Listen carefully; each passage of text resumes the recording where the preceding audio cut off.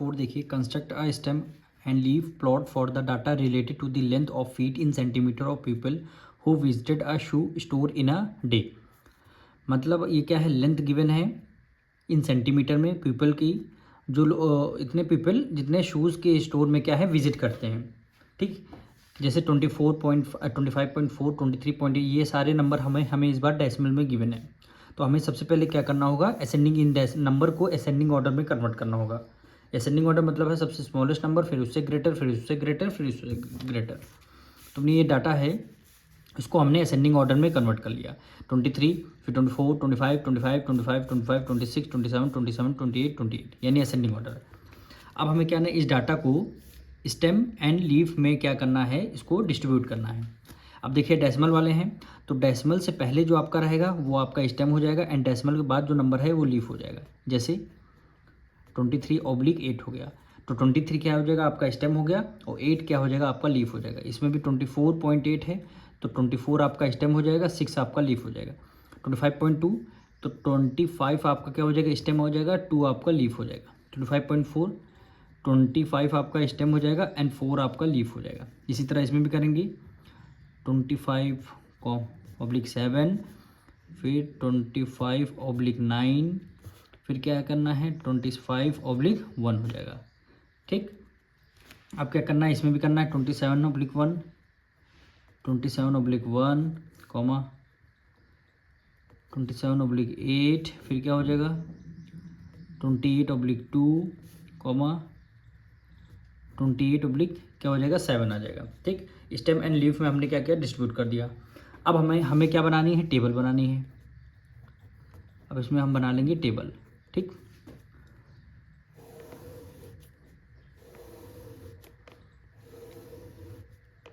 एक में क्या लिख देंगे, स्टेम, और एक में क्या रहेगा, लीफ। ठीक, 1 2 3 4 5 एंड 6। ठीक, अब स्टेम देखिए क्या हो जाएगा, 23 आपका, ऑब्लिक से पहले वाला आपका 23 हो जाएगा। अब 23 है, 23 केवल इसी में देखिए, और ऑब्लिक के बाद 8 क्या हो जाएगा, आपका लीफ हो जाएगा। यानी इसमें 24 है, 24 आपका स्टेम हो जाएगा, 6 आपका क्या हो जाएगा, लीफ हो जाएगा। इसी तरह 25 आपका स्टेम देखिए, 25 इसमें भी स्टेम, 25 इसमें भी, 25 इसमें भी, 25 इसमें भी। स्टेम तो एक बार 25 लिख लेंगे, लेकिन जितने लीफ होंगे 2 4 7 9, यानी 2, 4, 7 और 9 हो गया। ठीक, अब इसी तरह 26 में देखेंगे, 26 का एक नंबर है केवल, 1 हो जाएगा लीफ। अब 27 2 टाइम है, तो 27 आपका स्टेम हो जाएगा, 1 और 8 आपकी क्या हो जाएगी, लीफ हो जाएंगी। अब 28 देखिए, 28 आपका स्टेम हो जाएगा, और 2 और 7 आपकी लीफ, 2, 7 क्या हो जाएगा, आपका लीफ हो जाएगी। तो नंबर 5 देखिए, given below is an stem and leaf plot, answer the question based on this plot. Plot आपको स्टेम और लीफ का गिवन है, आपको 2 क्वेश्चन के आंसर करने हैं। फर्स्ट क्वेश्चन क्या कर रहा है, what are the data value for stem 3। जो स्टेम 3 है इसकी डाटा वैल्यू आपको बतानी है। तो डाटा वैल्यू कैसे लिखते हैं, इसका फर्स्ट पार्ट है, अगर इसका आंसर लिखना है डाटा वैल्यू का, देखिए 3 है, 3 को पहले लिख दिया, फिर पहली लीफ क्या है, 0 है, तो हमने 0 लिया, ये डाटा आपका 30 बन गया। फिर 3 है, 3 के बाद क्या लगाएंगे, 1 लगाएंगे, ये डाटा आपका 31 हो गया। फिर 3 लिखेंगे, 3 के बाद डाटा क्या है, 2 है, तो ये आपका 32 बन जाएगा। फिर 3 लिखेंगे, 3 के बाद 2 के बाद डाटा 5 है, तो आपका ये 5 आ जाएगा। तो लिखेंगे are the data for stem 3, for stem 3। ठीक, अब इसका सेकंड पार्ट देखिए, how many data value are less than 32।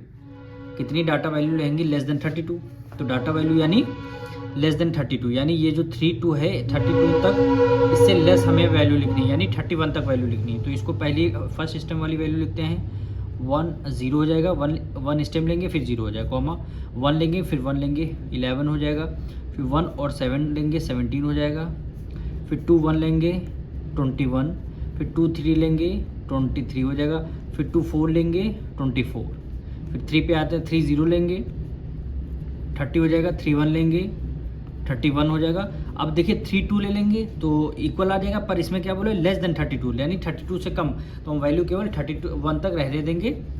Are the value